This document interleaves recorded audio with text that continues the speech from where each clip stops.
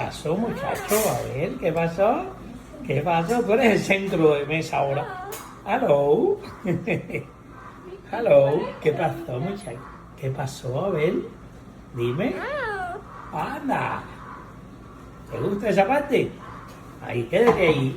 Quédate ahí. Y si te quieres comer una fruta bomba, mira, mira, para ti. Mira, mira. Ay, qué lindo. A ver. ¿Qué es eso? Papi, mira, para eso, ¿qué clase de fruta bomba? Sí, fruta bomba.